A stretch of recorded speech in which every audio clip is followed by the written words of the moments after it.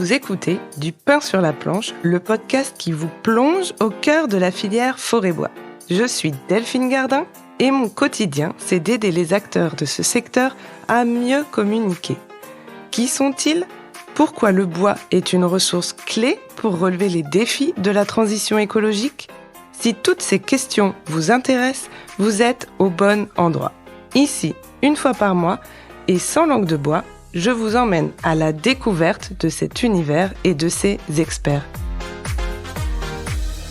Et donc, il a bien fallu que j'abatte un arbre, je m'en souviendrai toute ma vie. C'était un frêne, il faisait environ 22-23 mètres de haut, il faisait 50 cm de diamètre. Et quand l'arbre est tombé par terre et qu'il ne m'est pas tombé dessus, bon, il y avait un formateur à côté de moi, il ne m'est pas tombé dessus, j'en ai pleuré de soulagement. Mais celui-là, quand il est tombé, j'ai eu l'impression que la terre tremblait. Bonjour à toutes, bonjour à tous. Bienvenue dans ce nouvel épisode du pain sur la planche, le podcast qui s'intéresse à celles et ceux qui font bouger la filière forêt-bois. Aujourd'hui, je vous emmène à la rencontre de Roseline Labarrière-Duchamp. Roseline incarne la détermination, la passion et l'art de mener des transitions. Après une première vie professionnelle bien remplie, elle a choisi de bifurquer pour prendre racine ailleurs et pas n'importe où, en forêt. Avec elle, on a parlé de reconversion professionnelle et plus largement de la propriété forestière privée, de ses enjeux, de ses réalités. Car Roseline ne s'est pas arrêtée à sa reconversion. Elle s'est engagée dans plusieurs structures de la filière forêt-bois comme le CRPF ou Fibois Occitanie. Un échange sincère, éclairant et qui peut-être vous donnera à vous aussi l'envie de questionner vos trajectoires. Alors installez-vous confortablement et bonne écoute. Bonjour Roseline. Bonjour Delphine. Alors je suis ravie de partager ce moment avec vous. Aujourd'hui, on a la chance d'être accueillis dans une partie des locaux du lycée forestier de Saint-Amand-Soult. Ensemble, on va parler forêt, en particulier la forêt méditerranéenne que vous connaissez plutôt bien. On va parler reconversion professionnelle et puis on va aussi parler de vos engagements au sein de la filière forêt-bois. Mais Roseline, je vous laisse vous présenter. Alors, je m'appelle Roseline Labarrière-Duchamp, j'avance en âge, j'ai bientôt 68 ans. Je représente la forêt privée d'Occitanie, je suis présidente de France-Sylva Occitanie, c'est-à-dire la forêt privée d'Occitanie. J'ai moi-même une forêt, et vous l'avez dit, en région méditerranéenne, en tout cas avec des essences méditerranéennes. Et la particularité, c'est que je suis venue à la forêt un peu tard, et que j'ai fait une formation forestière. J'ai dû avoir mon diplôme, mon BTS de gestion forestière, il y a 8 ans. Donc, vous voyez, voilà, je suis une étudiante tardive. D'accord. Et alors, qu'est-ce qui vous a conduite à changer de vie professionnelle et à rejoindre la filière forêt-bois ? Alors moi, je suis la fille d'un agriculteur, j'ai grandi à la campagne et puis je m'apercevais que sur certains terrains, dont mes parents m'avaient dit qu'ils me le donneraient, c'était des espaces boisés, je parlais pas encore de forêt, je parlais de bois, et qu'on arrivait de moins en moins à circuler parce que les chemins étaient envahis, parce qu'il n'y avait plus d'entretien, etc.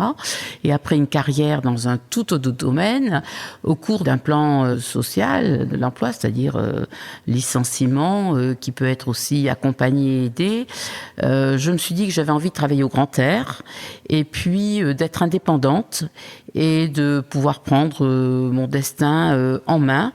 Et du coup, m'est revenue cette idée de gérer la forêt. J'ai gratté, fait grandir cette idée jusqu'à celle de reprendre des études pour effectivement bien connaître au moins les bases forestières et pouvoir ensuite gérer cet espace dont j'ai hérité.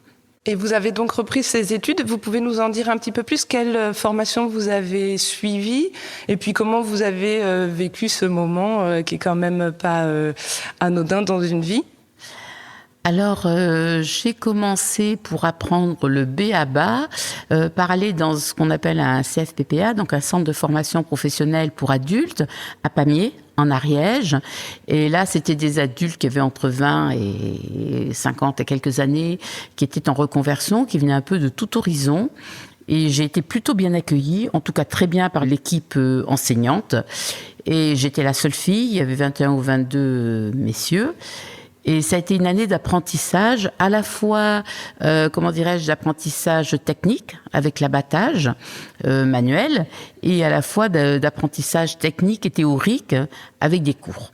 Ensuite, parce que ça, c'était vraiment pour avoir une base. Dans l'idée, je voulais vraiment apprendre plus et connaître mieux et faire de la gestion. Vous partiez vraiment de zéro ou vous aviez des connaissances Ah non, je partais vraiment de zéro. Ouais. Non, je savais ce qu'était un arbre, mais point, c'est tout. Okay. Et à peine le rôle de la photosynthèse et encore. Et ensuite, dans les locaux où nous sommes aujourd'hui, j'ai suivi une formation de BTS de gestion forestière. Et que j'ai achevé ici. Et ensuite, à distance, j'ai fait une licence pro de commerce. Donc ça représente 4 années de formation, 4 années d'études, oui. D'accord. Il fallait bien ça. Il fallait bien ça. Et encore, je continue, je vous le disais tout à l'heure, à me former tous les jours.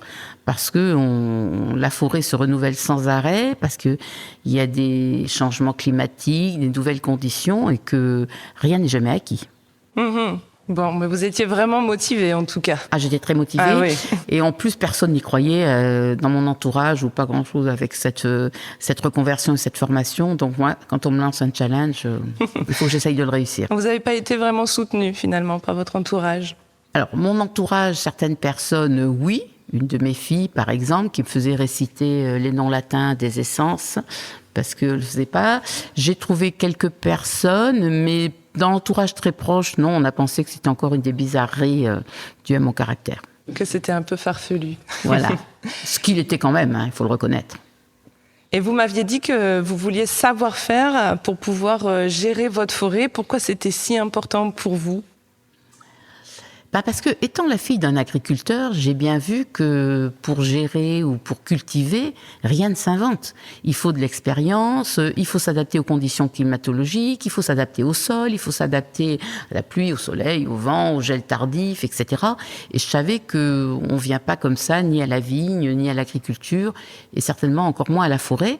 Donc, comme ce sont des forêts qui n'avaient pas eu de gestion depuis très longtemps, depuis la fin de la guerre, où il y avait eu beaucoup de charbonnières, voilà, je n'avais aucune idée de comment on pouvait améliorer l'existant. Et l'idée, elle partait quand même de là, pas forcément faire du profit et de la production, parce que ça s'y prête peu, puisqu'il y a surtout des taillis de chêne vert, mais comment améliorer l'existant.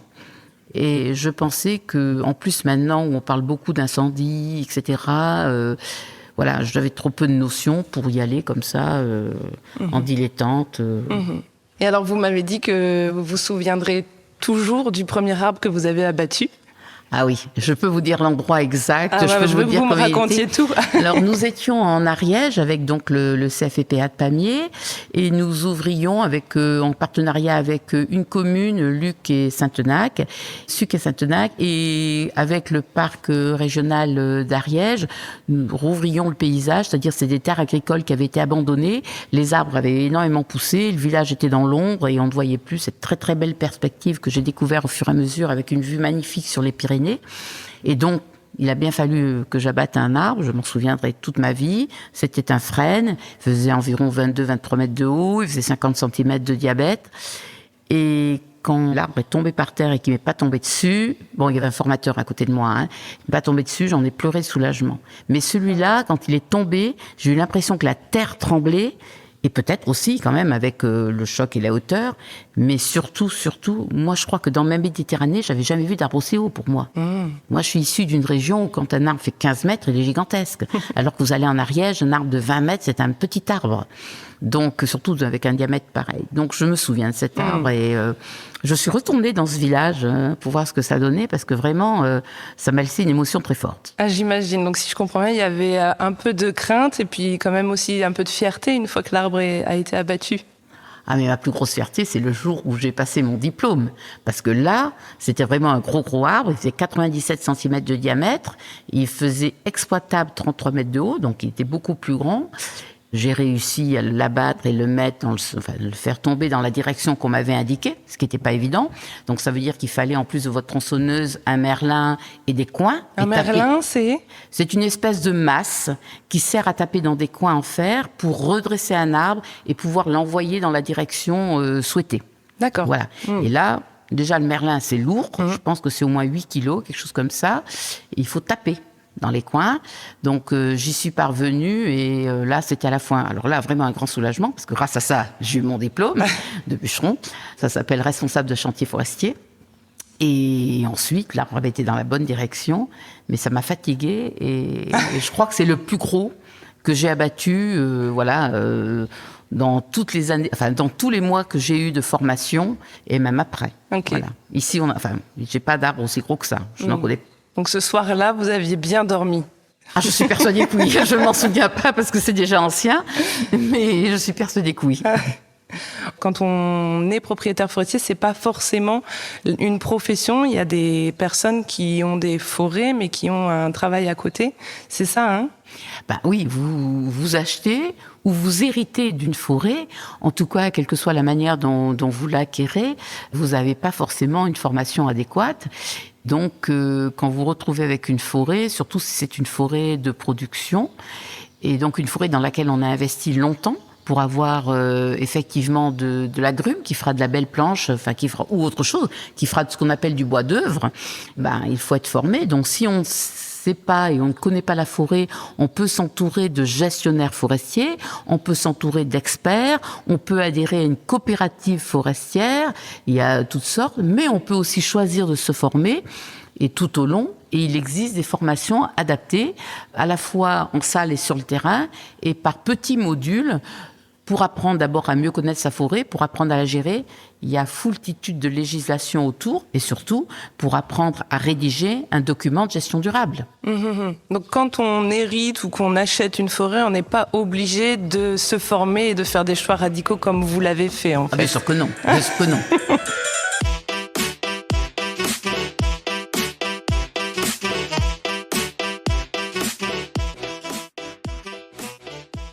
Est-ce que vous pouvez nous présenter votre forêt, la surface, les essences, la qualité des bois, etc.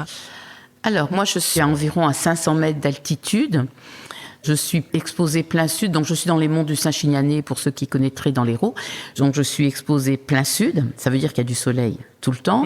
Je suis sur un sol schisteux, et plutôt des zones de rocailles ou de rochers, donc il n'y a pas de profondeur de sol. Les essences qu'il y avait à l'origine, c'était surtout des vergers de châtaigniers. À l'époque, ils étaient exploités. Moi, j'ai connu ça petite. Et puis du chêne vert. Voilà, ce sont les essences autochtones. On peut y rajouter de l'arbousier. Près des ruisseaux, on peut trouver un peu de frêne, de l'aulne, du saule. Mais le saule, c'est pas du bois de sauvage. Donc, je vous ai dit, les arbres, leur taille maximum, pour moi, c'est 12 mètres. Allez, quand ils sont 15, allez, maxi, suivant que la station est plus ou moins bonne. Donc, je ne pourrais pas, avec ce que j'ai, avoir du bois qui permettrait de faire autre chose que du bois de sauvage. Et surtout, ce qu'on ne dit pas assez, c'est qu'en fait, j'ai pas la possibilité de faire venir des camions de gros tonnage, même si j'en avais, parce que les routes, les ponts ne supporteraient pas ce poids-là. Le problème, souvent, pour exploiter la ressource, c'est qu'il n'y a pas les pistes adaptées et la voirie adaptée à ça. Voilà. Donc, pour du bois de chauffage, ça va très bien. Pour le reste, si demain, puisque moi je plante aussi, et en imaginant que mes enfants ou mes petits-enfants, puisque c'est le temps long de la forêt, pour exploiter, il va falloir que toute la voirie se modifie et qu'on arrive peut-être à rejoindre les pistes DFCI, les pistes de défense de la forêt contre l'incendie. Mais là aussi, ça allonge la distance aussi et ça allonge le coût. On parlerait de débardage, mais on parlerait de sortie des bois de forêt. Voilà. Donc ma forêt aujourd'hui, c'est du chêne qui dépérit, c'est du châtaignier qui n'existe plus. Le chêne, il dépérit à cause du changement climatique ? Oui, le chêne est en train de souffrir. Bon, ça a commencé il y a une dizaine d'années, mais il y a eu une grosse sécheresse en 2022. 2023, peu d'eau. 2024, quasiment rien. Là, on vient d'avoir un premier trimestre où il a vraiment plu, c'est bien. Mais étant en plus sur des terrains pentus, l'eau absorbe moins. L'eau s'en va vers le fond. Et donc, ce sont des arbres qui ont suivi des stress climatiques, des stress hydriques plutôt, donc manque d'eau énorme. Et du coup, ils sont plus sensibles à ce qu'on appellerait des agents pathogènes, donc des maladies, des champignons, des insectes ravageurs, en tout cas amoureux du bois. Voilà. À quoi ressemble votre quotidien de sylvicultrice ? Est-ce que vous pouvez nous raconter un petit peu comment sont organisées vos journées ? Est-ce que ça varie en fonction des saisons ? Combien de temps vous passez en forêt, en fonction des moments dans l'année ? Alors vous avez raison, ça varie selon les saisons. Alors moi je vous l'ai dit, j'essaye d'améliorer l'existant. Donc je ferai ce qu'on appelle des coupes sélectives. Je sélectionne les arbres plutôt dépérissants, malades ou morts à enlever pour favoriser la croissance des autres. Pour vous donner une image, une forêt, ça pourrait être une pizza faite pour 8 personnes, et puis il y en a 15 qui mangent parce qu'il y a trop d'arbres. Donc il y en a qui n'ont pas assez à manger. C'est le cas de la forêt quand elle n'a pas été exploitée depuis longtemps, ou gérée d'ailleurs. Et donc moi j'essaye d'enlever les arbres qui gênent les autres, qui pourraient donner un peu de qualité, et les enlever. Je ne coupe que en sève descendante. Alors comme les hivers raccourcissent, que les étés allongent, j'ai moins de périodes effectivement de coupe. Et vous pouvez peut-être expliquer en quoi c'est intéressant de couper en sève descendante ? Parce que l'arbre n'est plus en croissance, il est plutôt au repos. Et du coup, ça permet d'avoir des tiges qui vont, sécher plus vite et être exploitables plus facilement, et d'avoir du bois dans certains cas qui va pas se fendre ou beaucoup moins, etc. Voilà. Donc en fait, je dois commencer fin novembre et je dois arrêter mi-mars. Enfin, ça dépend de l'année. Cette année, il a beaucoup plu, j'ai beaucoup travaillé. Il n'a pas fait très chaud jusqu'à maintenant, mais jusqu'à mi-mars, fin mars. Donc on n'intervient pas en forêt l'été ? Non, mais chacun fait comme il veut. Moi, je peux me permettre de n'intervenir qu'à cette période-là. Donc, je coupe, je stocke du bois qui va sécher pendant 1 an. Ensuite, je le vendrai en bois de chauffage parce que j'ai pas de bois de qualité, je vous l'ai dit, en circuit court. Mais ça veut dire qu'après, pendant l'été, j'ai préparé mes livraisons. Comme je stocke mon bois en 1 mètre, ça veut dire que je vais le recouper à la taille que mes acheteurs veulent. Je vais le refendre s'il est trop gros. Et puis, comme je suis en zone qui est, au point de vue incendie, identifiée comme une zone à risque, je vais broyer avec un broyeur à bois tout ce qu'on appelle les rémanents, c'est-à-dire tout ce qui les petites branches, les feuilles et tout, qui ne peuvent pas être exploitées, de manière à diminuer le risque d'incendie. Mais vous inquiétez pas, j'ai de l'activité toute l'année. Donc si j'ai bien compris, vous produisez du bois, plutôt du bois de chauffage, que vous vendez à des particuliers qui habitent dans un rayon proche de chez vous, ou en tout cas de la forêt, et qui s'en servent pour à faire chauffer dans leur cheminée l'hiver. Oui, comme ce n'est pas du bois de qualité, c'est à peu près le seul usage qu'on peut avoir. Donc effectivement, c'est un circuit court, ce sont des personnes qui sont, maximum 30 km. Alors depuis que vous êtes propriétaire de cette forêt, vous nous l'avez dit rapidement, mais qu'est-ce que vous avez mis en place pour l'améliorer ? Quels travaux vous avez réalisés ? Alors, d'abord, j'ai commencé par en faire le tour dans tous les sens. J'ai rédigé un plan simple de gestion. C'est un document de gestion durable, en fait, qui permet de faire l'état à l'instant X de sa forêt. Donc, la décrire, dire les essences qu'il y a, la qualité des sols, l'eau, le climat, etc. Et qu'est-ce qu'on voudrait faire tout au long des années suivantes. Un plan simple de gestion, ça se rédige pour 10, 15 ou 20 ans. Et à partir de là, moi, j'avais dit que je voulais améliorer l'existant, c'est-à-dire quand il y a des belles tiges d'arbres qui me paraissent être d'avenir, travailler à leur profit, c'est-à-dire enlever tout ce qui gêne autour d'eux, pour que, je reprends mon image de pizza, pour qu'ils aient un peu plus à manger, c'est-à-dire qu'ils puissent puiser dans le sol et l'eau et tous les nutriments dont ils ont besoin. En plus, il y avait peu de régénération naturelle, parce que quand on appellera ça le couvert fermé, c'est-à-dire que tous les arbres se touchent et qu'il n'y a plus de lumière ni d'eau qui arrive au sol, les futurs petits arbres ne peuvent pas se développer. Donc, en créant comme ça des îlots de lumière, en enlevant des arbres qui sont malades, tordus, vilains, etc., on arrive à avoir de la régénération et penser naturelle, donc, et penser à la forêt de demain. On travaille toujours en forêt au bénéfice d'un arbre qui pourra donner de la qualité ou d'un futur arbre qui pourrait pousser. C'est intéressant ce que vous venez de dire sur le couvert qui s'est fermé. Donc en fait, si je comprends bien, sans l'intervention humaine, la régénération naturelle se ferait moins facilement puisque ça manque de lumière ? Il y a beaucoup d'essences d'arbres qui ont besoin de lumière. Et effectivement, alors c'est pour ça que quelquefois les tempêtes rendent service à la nature, puisque tout est par terre. Et après, quelquefois l'incendie aussi. C'est triste, mais il faut le dire, les aléas. Sinon, c'est forcément la main de l'homme qui travaille au profit et en pensant à la forêt de demain. Parce que, si je prends une autre image, vous êtes beaucoup plus jeune que moi. Moi, quand j'étais avec votre âge, j'avais jamais besoin de médicaments, de consulter, etc. et tout. Aujourd'hui, je commence à vieillir. Peut-être j'ai besoin d'être aidée. Et j'ai donné la vie pour qu'il y ait, après, d'autres vies après moi. Les arbres, c'est pareil, Quand ils ont été jeunes, ils ont poussé, ils ont grandi, ils ont pris. Et puis un jour, ils vont semer des graines, ou vont faire tomber des cônes, suivant l'essence que c'est, pour assurer la régénération et la forêt de demain. Comme nous, on essaye d'avoir les générations futures. C'est vrai. Pour mes forêts aussi. Alors, vous me l'avez dit, vous avez parcouru votre forêt de long en large à de nombreuses reprises. Moi, j'aimerais savoir qu'est-ce qu'on découvre dans une forêt qu'on ne découvre pas au premier coup d'œil.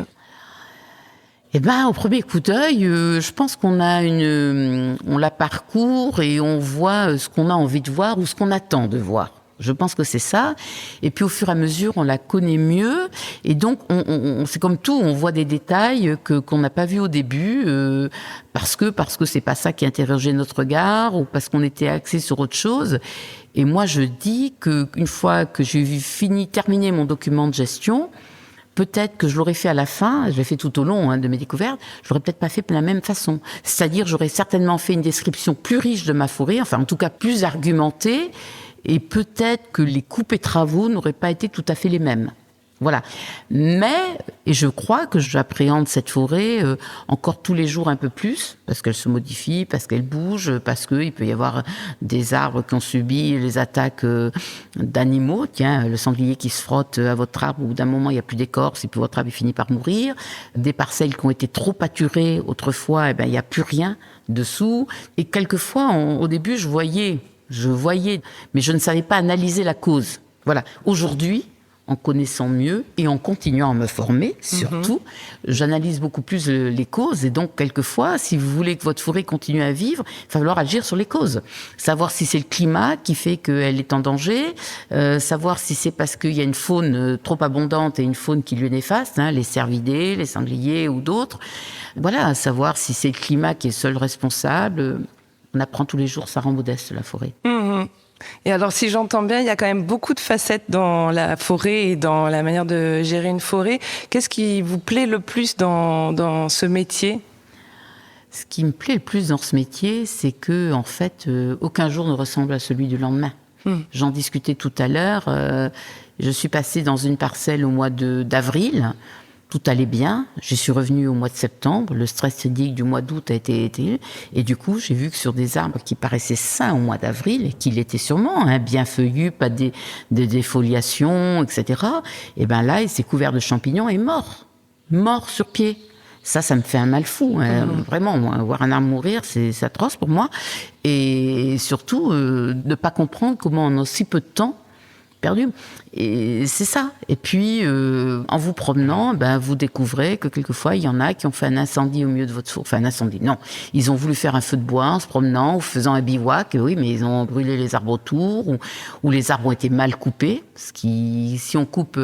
les feuillus, en général, enfin, tous quasiment, repartent de la souche. Donc, quand on coupe une souche bien et très rase, on sait qu'après, il y aura de nouveau des tiges et il y aura de nouveau un arbre. Si c'est coupé à 60 cm du sol ou quoi, il n'y aura rien. Et ça aussi, c'est ralent, si vous voulez, parce que c'est un futur arbre qui a peu de chances d'exister. Ouais, j'imagine que ça doit être perturbant de voir des arbres mourir, même si, du coup, pour comprendre, abattre un arbre, c'est peut-être moins problématique que les voir mourir du changement climatique ou de facteurs externes, c'est ça ? Abattre un arbre, c'est un choix. C'est un choix et c'est un choix raisonné. On étudie, on n'abat pas un arbre comme ça. Enfin, moi, dans mon cas, non. Mais même pour tout le monde, parce qu'en général, avant d'abattre des arbres, même dans une forêt, il y a ce qu'on appelle le martelage. Dans le martelage, on choisit les arbres qui seront à conserver, au profit desquels on va travailler, et ceux qu'on va enlever pour que ceux-là soient plus beaux, plus grands, et qui puissent donner de la belle charpente, des belles planches, des meubles, pourquoi pas de la lutherie, ou pourquoi pas des tonneaux en chêne. C'est des très beaux chênes, il faut qu'il y ait un droit fil, il y a des tas de conditions. Et du coup, on choisit, mais c'est pas pareil parce qu'on connaît le destin que va avoir celui-là et on sait qu'on travaille au profit des autres. Alors que les agents pathogènes, souvent, s'attaquent aux arbres qui sont fragilisés, mais on l'a pas forcément vu, ou ça n'existait pas. Et le réchauffement climatique, il tape sur tous les arbres, qu'ils soient bien portants il y a 6 mois ou pas. Voilà. Et quand vous voyez ce qui est arrivé avec la pyrale du buis, par exemple, tous les puits ont dépéri. Les bien portants, les mal portants, un agent pathogène, il va pas choisir, il prend tout. Clair. Voilà, c'est ça. Moi, j'aimerais qu'on parle un petit peu argent pour comprendre comment en fait se rémunère un propriétaire forestier, combien ça gagne avec une forêt, est-ce qu'il y a des charges. C'est pas évident parce que j'imagine qu'en fonction des forêts, des surfaces, des essences, des bois qui sont présents sur les parcelles, c'est pas pareil, mais comprendre comment ça fonctionne. Alors, ça dépend déjà le nombre d'hectares qu'on a ou que la personne possède et la région dans laquelle elle est. C'est dans une région qui est plutôt productive, donc on va dire plutôt en altitude, parce que c'est ça. Et puis, ça dépend le stade où est sa forêt. Si on en est au stade où la forêt vient d'être plantée ou est régénérée, il y a beaucoup de travaux d'entretien. Ça coûte de l'argent et ça rapporte rien. Parce que les genêts vont pousser plus vite que les petites pousses, parce que les chevreuils vont risquer de les manger ou le cerf, donc il va falloir mettre une protection. Une protection, ça coûte de l'argent, il faut la poser, ça coûte de l'argent pour l'enlever. Ensuite, on plante souvent maintenant les forêts, autrefois c'était un peu plus, autour de l'hectare 1300 tiges, 1200 tiges. Autrefois, c'était plus. Donc, sur un hectare, on plante 1200 plants d'arbres. Environ. C'est ça, ok. Environ. Et donc, au bout d'un moment, ils vont commencer à grandir, à se gêner. Donc, il va falloir déjà faire un travaux en enlevant ces arbres-là et de dépressage. Et ce sont des trop petits arbres pour être exploitables. Donc, ça coûte de l'argent, mais ça rapporte rien. Ensuite, si on veut avoir aussi des beaux arbres, quelquefois, il va falloir faire une taille de formation pour éviter les branches basses qui feraient des nœuds qui pourraient devenir des trous ensuite. Dans les arbres, on va faire de l'élagage jusqu'à au moins 6 mètres de haut pour avoir une belle bille de pied d'au moins 6 mètres. Tout ça, ça coûte. Ensuite, on va décider pour éviter le tassement des sols que lorsque la forêt sera exploitée, les engins passeront toujours au même endroit. Et on va faire ce qu'on appelle des cloisonnements, des couloirs d'exploitation. Et là, on va faire systématiquement toutes les 5 rangées. La 5e sera coupée, sans regarder la qualité de l'arbre, etc., juste pour faire un passage où systématiquement, le reste de la forêt sera protégé, on n'y pénétrera pas, et les machines ou les hommes, etc., ne passeront que là. Cette coupe-là, elle coûte de l'argent et en général, les arbres, encore une fois, sont trop petits pour rapporter ou au moins pour couvrir les frais. À la suite de cette étape-là, on dit que souvent les coupes interviennent suivant les essences. Alors on va prendre du résineux tous les 7-10 ans, sur les feuillus un peu moins souvent. Et on dit que souvent, ça commence à rapporter de l'argent à partir de la 3e coupe. Alors ça dépend le diamètre des arbres, leur rectitude, ça dépend du marché, ça dépend de beaucoup de choses. Et qu'il y a en général, on va dire, 5-6 rotations, dont 5-6 coupes sur une forêt, au fil du temps, à partir du couloir de cloisonnement, et c'est souvent la dernière qui rapporte le plus. Mais encore faut-il que l'essence qui a été plantée par votre père ou votre grand-père il y a 60 ou 70 ans, soit aujourd'hui trouve des scieurs qui scient ces essences-là, et trouve quelqu'un qui veuille bien acheter.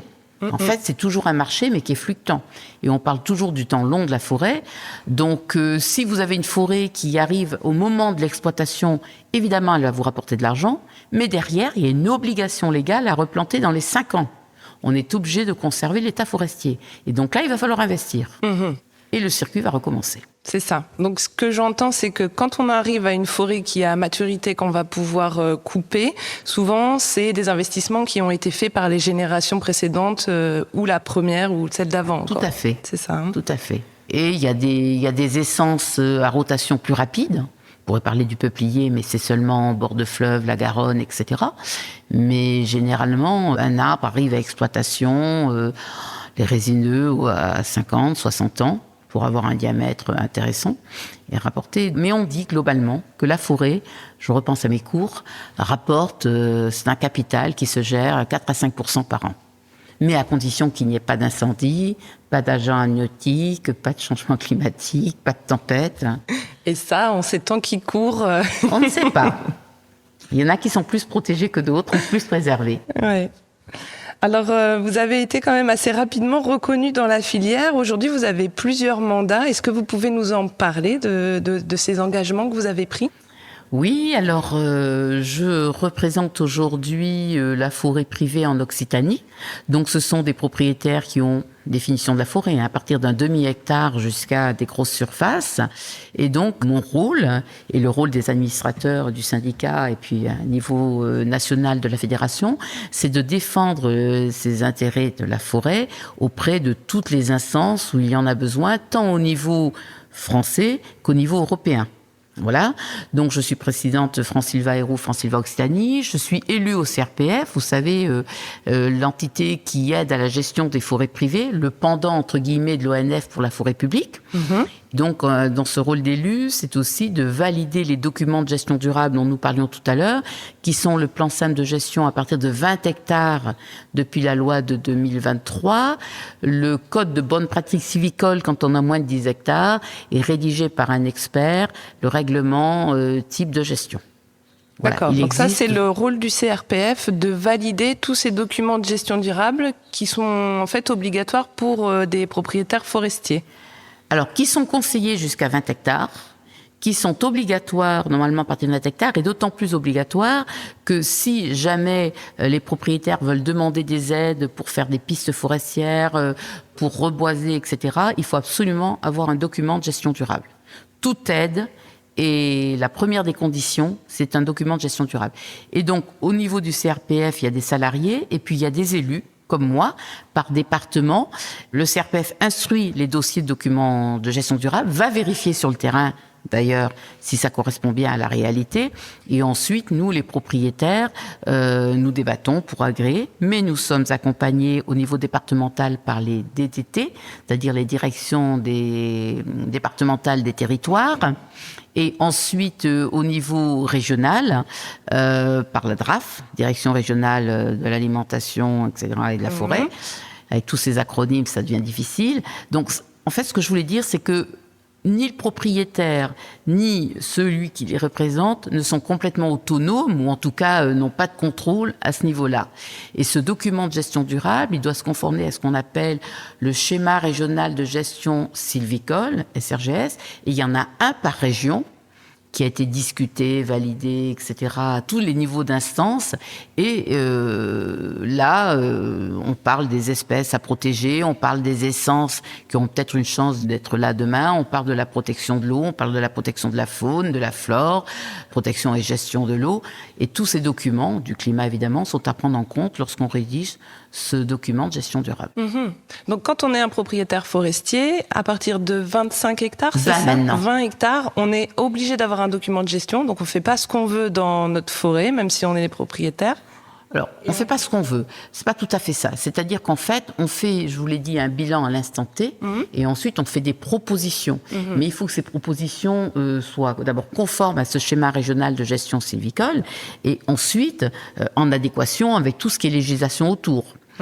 Et par exemple, il y aurait quelqu'un qui dirait qu'il veut planter de la forêt, et en plus il aurait aidé avec des subventions, donc tu es obligé d'avoir un document de gestion durable, mais pour cette forêt, à 5 ans, il y a un contrôle existe, peut-être qu'il va falloir qu'il accepte que les chasseurs passent de temps en temps chez lui, qu'il les tue. Donc par exemple, si on ne prenait pas en compte l'équilibre sylvo-synégétique, sylvo, la forêt, synégétique, la chasse, ce document, on sait que la forêt n'aurait pas d'avenir, par exemple. Et donc, on est obligé de revenir vers la personne et lui dire, écoutez, vous plantez une forêt, ou vous avez une forêt en régénération naturelle que vous allez aider, mais qu'est-ce que vous comptez faire par rapport à ce problème-là ?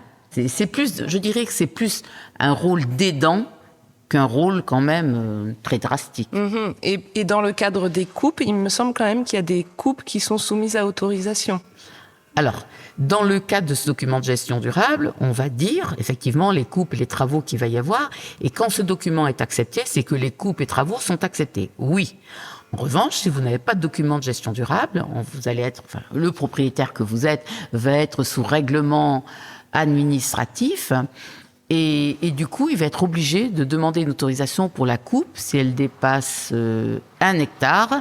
Et si jamais il y a plus de 100 mètres cubes, si c'est un abattage manuel, plus de 100 mètres cubes de bois et 400 mètres cubes pour une abatteuse, pour un abattage mécanisé. D'accord. Et ça se fait auprès de la DDT. Après, une fois que vous avez fait votre document de gestion durable, si vous avez un aléa climatique dans votre forêt, par exemple le scolyte qui arrive dans les épicéas, et que la coupe n'était pas prévue, ça, vous faites une demande de coupe sanitaire. Voilà.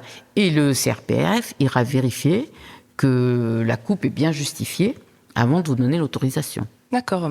Et est-ce qu'il y a d'autres obligations auxquelles sont soumises les propriétaires forestiers, au-delà des documents de gestion durable ?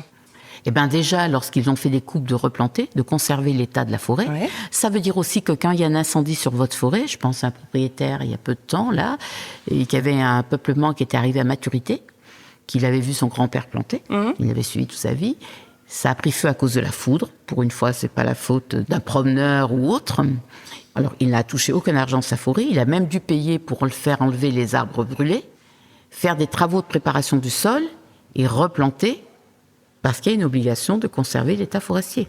Ouais, et ce qu'on n'a pas dit, c'est qu'en France, 75% de la surface forestière, elle est détenue par des propriétaires privés, donc comme vous. Pourtant, parmi les citoyens, on pense souvent que la forêt est un bien commun dans lequel on peut circuler librement. Est-ce que vous laissez les gens circuler dans votre propriété? Comment ça se passe s'il y a un accident? Alors, je dirais d'abord que la forêt rend des services à tout le monde, les aménités, je vous l'ai dit, protection des sols, captation de l'eau, le climat, captation et séquestration du carbone, c'est vrai. Les propriétaires ne sont pas rémunérés pour ces services qui sont rendus à tous, et c'est bien dommage, je voudrais qu'un jour ça soit fait, mais la forêt n'appartient pas à tout le monde, ça c'est clair. Alors pour les personnes qui sont respectueuses de ce qu'il y a, qui sortent pas trop des sentiers, qui vont pas aller piétiner, etc., oui. Moi je laisse passer les gens qui me demandent l'autorisation. Et surtout, on peut aussi, avec les associations qui gèrent les sentiers de randonnée ou pour les VTT, les vélos, passer des conventions. Parce que ça sécurise et l'association et le propriétaire forestier. Moi, j'avoue que je n'autorise pas partout, mais tout le monde s'en fiche et les personnes passent partout. Une anecdote, je vous disais, le dimanche de Pâques, je passe et je vois 5 ou 6 voitures garées, pourquoi pas. Et puis une trentaine de personnes là qui pique-niquaient et qui a fait un énorme feu pour faire la grillade juste sous des chênes. En plus des périssants qui ont tendance à être un peu secs. Moi, toute seule, je ne vais pas les voir, parce que d'abord, j'ai essayé. Je suis vite partie parce que je me suis fait remballer et que je ne fais pas le poids, vous avez vu ma taille, face à 30 personnes, mais ils n'ont pas conscience du danger. Non. Donc la première chose que j'ai fait après, c'est d'afficher l'arrêté préfectoral et de mettre un panneau en disant que le feu est interdit à partir du 31 mars. Mais je pense que les personnes qui ne sont pas habituées à la forêt, qui la connaissent peu, ils viennent pour ramasser champignons, des fleurs, j'en sais rien, au moment des châtaignes, les châtaignes pour les châtaigniers. Mais ils connaissent pas les dangers de la forêt, mais ils connaissent surtout pas comment la protéger. Laisser son chien en laisse dans une forêt, c'est quelque chose de très bien. Le laisser vadrouiller, ça veut dire que tous les oiseaux qui sont en train de nider ou d'autres vont être dérangés. Donc c'est pas forcément bien. Ou alors qu'il va mettre sa tête dans un terrier, qu'il pourra plus la sortir. Donc la forêt, en fait, il faut apprendre à la connaître et on peut se promener en forêt, mais je pense qu'il y a des éléments de base à connaître auparavant. Et surtout, ne pas laisser de déchets. Je n'en peux plus des déchets que je trouve en forêt. Qu'on me dise pas que le Red Bull est là depuis la bouteille 150 ans, c'est pas vrai, ça n'existait pas. C'est en plus un facteur de risque pour l'incendie. Ah oui. Oui. La canette. Oui, la canette avec le soleil et la réverbération, les vieux pneus. Ça paraît fou de devoir le dire encore aujourd'hui. En fait. Je vous assure qu'on peut le dire tout le temps. Je repasse dans des parcelles où je ne suis pas passée depuis un an et demi, donc c'est pas beaucoup dans le temps, c'est 18 mois. Et moi, je mets beaucoup de panneaux. Vous aimez la forêt, respectez-la. Des panneaux qui sont édités. Et je peux vous dire que je trouve des déchets. Ne serait-ce que tous les jours, je vois passer des cyclistes et je retrouve des gourdes, voilà. Mais encore maintenant. Il y a des personnes très respectueuses et d'autres beaucoup moins. Mais demandez aux chasseurs qu'on fait une opération il y a environ 1 mois pour nettoyer la nature, ils font chaque année le même endroit. Le nombre de tonnes de déchets qu'ils trouvent.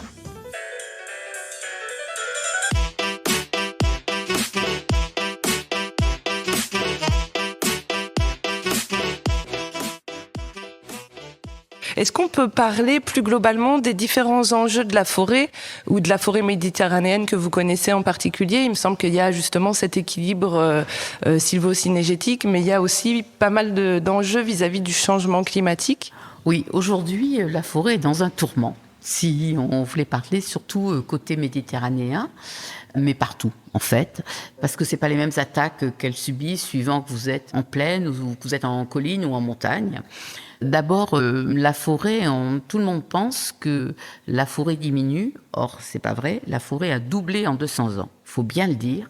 Aujourd'hui, en surface Non, pas en surface, en quantité de bois, en volume. En volume, ouais. Et en surface, effectivement, ça s'est agrandi, ne serait-ce que par la déprise agricole ou par des grosses opérations qui avaient été menées par les différents gouvernements dans les années 60, 70, 80, de pas vouloir que les terres agricoles qui étaient abandonnées, deviennent, et qu'il y ait des glissements de terrain et des problèmes, et qui ont aidé la forêt à être plantée, ce qu'on appelait le fonds forestier national ou les reboisements des territoires de montagne. Aujourd'hui, ce sont des forêts matures. On n'a pas toujours pensé à l'accès pour ces forêts, c'est un peu un souci. Et aujourd'hui, si vous avez votre forêt dans laquelle les épicéas ont été plantés à moins de 800 mètres, par exemple, aujourd'hui, il y a la crise du scolite dont on parle beaucoup. C'est-à-dire, c'est un petit insecte qui se met sous l'écorce et qui va bouffer l'arbre. Il va dépérir très, très vite. Si on n'intervient pas, ça se déplace relativement rapidement. Ça veut dire que le trimestre suivant, c'est les forêts des voisins qui vont être attaquées.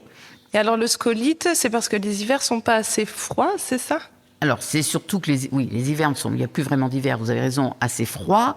Et puis, il y a beaucoup de raisons. En fait, ils ont commencé par l'est de la France et je pense qu'ils descendent au fur et à mesure. C'est surtout parce que l'arbre est en stress, certainement, à la fois à cause du climat, à la fois par le manque d'eau, par le manque d'hiver, que ces insectes se développent. Mais là, si le bois n'est pas exploité rapidement, il n'est plus du tout commercialisable, et 2, vous allez aussi infester les forêts environnantes. En plaine, c'est pas tout à fait le même problème. Le problème en plaine, c'est souvent, même en forêt aujourd'hui quand même, mais en tout cas sur le pourtour méditerranéen, c'est l'incendie. L'incendie. Nous, les départements méditerranéens que sont l'Aude, les PO, le Gard, l'Hérault, etc., les Bouches-du-Rhône, c'est un phénomène qu'on connaissait bien. Et il y avait déjà beaucoup de mesures de prévention qui étaient mises en place. En revanche, des départements comme la Lozère, l'Aveyron, qui ont connu des gros incendies il y a 3 ans, ils ne connaissaient pas. Donc, il n'y avait pas de sylviculture préventive. Il n'y avait pas forcément l'accès dans les forêts. Et puis, quelquefois, il y a des personnes qui ont construit sans autorisation ou avec, en plein milieu de forêt. Et quand il y a un incendie, on essaye de sauver les biens et les personnes. Les personnes avant les biens, je dois dire. Mais du coup, la forêt brûle. Et là, pour le coup, on en libère du carbone. Et du coup, c'est vrai que cette forêt est en danger parce qu'elle a subi aussi beaucoup d'incendies et qu'elle n'est pas tellement résiliente. Il y a plus beaucoup de sol et puis elle a subi aussi l'érosion. Il y a beaucoup de motifs. La forêt aujourd'hui, c'est vraiment une entité à protéger. À mieux connaître, d'ailleurs, on développe des sylvicultures, donc c'est-à-dire de la culture de l'arbre sylvo-forêt, toujours préventive. On essaye de faire de plus en plus de pistes de défense contre l'incendie. On essaye de valoriser tout ce qui est point d'eau. On fait en sorte, par exemple, quand il y a des moments qui sont avec des risques très forts, parce que vent et chaleur excessive, de fermer le massif forestier pour éviter qu'il y ait des personnes en danger et qu'on mette des pompiers ou d'autres personnes en danger pour aller les chercher et les sauver. Donc, quand on voit l'été un panneau avec forêt accès interdit, surtout respectons-le, c'est environ 8 ou 9 jours par saison, mais c'est hyper important parce que c'est votre vie que vous mettez en danger et celle des autres. Mmh. Donc, en effet, la forêt, particulièrement la forêt méditerranéenne, mais je crois plus globalement la forêt en France, elle est vraiment à un tournant et elle fait face à de nombreux enjeux. Qu'est-ce qu'on peut lui souhaiter pour les prochaines années, prochaines décennies à la forêt méditerranéenne ? Alors, la forêt méditerranéenne est de plus en plus, on est à son chevet, je vais dire, et à son écoute, et de trouver des solutions, d'abord pour trouver des essences, donc des qualités d'arbres un peu plus résistantes à la chaleur. Vous en avez là déjà identifié avec des forestiers ? Ah oui, on est plutôt sur des pins, parce que sur des sols pauvres, il n'y a guère que les résineux qui poussent, et des sols qui ont été multes fois brûlés, il n'y a guère que ça. Et peut-être des essences, on regarde vers le sud, beaucoup plus bas que nous, pour voir qu'est-ce qui aurait la chance de survivre. On cultive aussi des feuillus, donc ce sont des arbres qui en général pètent leurs feuilles, alors que les résineux ont des aiguilles et des paires de pas, pour essayer de diversifier et de faire en sorte... actuellement, ce matin, j'assistais à une réunion de la direction des santé aux forêts. On tâtonne un peu, on étudie et on essaye de voir ce qu'ont fait les autres pays, plus au sud, pour se servir de leur expérience. Mais encore faut-il qu'ils aient le même sol, même climat. On tient toujours compte pour une forêt de son environnement, c'est-à-dire la qualité du sol, le climat, la roche, l'apport en eau, le nombre de jours de soleil par an, le nombre de jours de gel par an. les tempêtes s'il y a lieu, mais ça aussi, ça change. Quelqu'un me disait il y a peu de temps qu'en fait, on a à peu près la même pluviométrie dans certains endroits sur l'année qu'autrefois, mais pas aux mêmes périodes. Or, les arbres ont besoin d'eau au moment du printemps, quand c'est leur poussée, quand ils sont en rendez-vous, et puis l'été jusqu'à la fin de l'été. Après, ils commencent leur repos, ils ont beaucoup moins besoin d'eau, et surtout certains perdent leurs feuilles. Du coup, ils sont vraiment au repos, et il y a moins d'eau. Donc en fait, il faudrait qu'il pleuve bien pendant l'hiver, quand les arbres sont au repos, pour que les nappes phréatiques, etc., Comme cette année. Pour qu'au moment où il y a de nouveau, les arbres se réveillent, mettent leurs feuilles comme actuellement, etc., ils puissent puiser, mais surtout tenir tout l'été. Et le problème, c'est que l'été s'allonge de plus en plus. Donc, on lui souhaite une régulation du climat, même si c'est pas forcément... Et puis une gestion de l'eau qui soit beaucoup plus raisonnable. On gaspille beaucoup trop l'eau et les réserves actuellement. Et puis, je pense que depuis plusieurs années, on ne s'était pas beaucoup occupé de l'eau dans certains coins parce qu'il y en avait toujours eu. Et qu'aujourd'hui, on va penser préservation des eaux, préservation des rives. À l'époque, par exemple, on avait détruit les haies. C'est bien pour les animaux, mais ça permet aussi de retenir un peu l'eau lorsqu'elle arrive, etc. Curer les fossés. Enfin, il y a de plus en plus d'organismes qui se mettent à penser eau et à gérer l'eau. Donc, on peut espérer que demain, ça sera bien, on va trouver de nouvelles solutions. Oui. Il faut. En tout cas, il y a des professionnels qui y travaillent au quotidien. Et c'est important de parler de tous ces métiers, justement. On arrive à la fin de l'enregistrement et moi, j'aime bien terminer par une petite question sans langue de bois. Si vous deviez démonter un cliché qu'on entend trop souvent sur la forêt ou sur les gens qui travaillent en forêt, lequel ce serait ? Je reviendrai à ce que je vous ai dit tout à l'heure. On ne prélève pas ce que la forêt, au point de vue naturel, a comme accroissement. Un arbre, il grossit chaque année, donc c'est ce qu'on appelle l'accroissement, et donc en volume, déjà. Et puis que les personnes qui travaillent en forêt ne sont pas là pour faire du mal à la forêt, et au contraire. Et il faudrait qu'on arrive, en France, à ne plus opposer à la fois les usagers de la forêt, ceux qui sont les protections de la faune et de la flore, de l'eau, et puis ceux qui exploitent. On a besoin de la forêt parce que ça génère quand même en France 400 000 emplois. Donc, c'est une bonne économie. Et puis, on veut tous avoir des meubles en bois, une cheminée, se chauffer au bois, des sculptures. Et puis, on oublie que le papier, c'est du bois. On oublie que le carton, c'est du bois. Et donc, on a besoin de bois. Et donc, laissons exploiter ceux qui exploitent. Et surtout, privilégions les circuits courts. Ça, c'est certain. Et regardons tous les rôles rendus dans la forêt, je vous disais, et qui ne sont pas globalement ni connus, ni reconnus. Voilà. Et alors, surtout, l'idée reçue, c'est que le propriétaire forestier, maintenant, on dit ça, est riche. Non, le propriétaire forestier n'est pas forcément riche. Il y en a, oui. Mais, vous l'avez dit tout à l'heure, 75% de la forêt est privée. Il faut savoir qu'elle appartient à 3,5 millions de propriétaires et que 90% de ces propriétaires ont moins de 4 hectares. Oui, voilà. 4 hectares, c'est pas grand-chose. C'est pas grand-chose, suivant où vous vous trouvez. À certains endroits, ça pourrait être mieux. Si je disais, si votre forêt est mature, arrivée en pleine production, etc., peut-être. Mais c'est une idée reçue. Et encore ce matin, j'étais en réunion avec des forestiers et des amoureux de la nature, etc. Et en discutant, si chacun connaissait mieux le rôle de l'autre, parce que la personne qui est dans la forêt aussi, elle a ce rôle aussi de surveillance des forêts. Et ça, on le dit pas. Ce sont les premiers qui voient que la forêt est malade. Les chasseurs peuvent aider parce qu'ils sont aussi beaucoup en forêt. Mais tous ceux, le promeneur, s'il connaît un peu la forêt, qui s'aperçoit. Mais c'est surtout le technicien, ou l'amoureux de la forêt, ou celui qui connaît les arbres, qui va pouvoir donner des signaux d'alerte. Et c'est important d'observer la forêt, effectivement, pour pouvoir après avoir les gestes et les techniques adaptées. Roselyne, je vous remercie pour ce partage de votre expérience de cette reconversion professionnelle et puis pour toutes les connaissances que vous avez partagées avec nous sur la forêt. Merci beaucoup. Merci à vous de m'avoir écouté.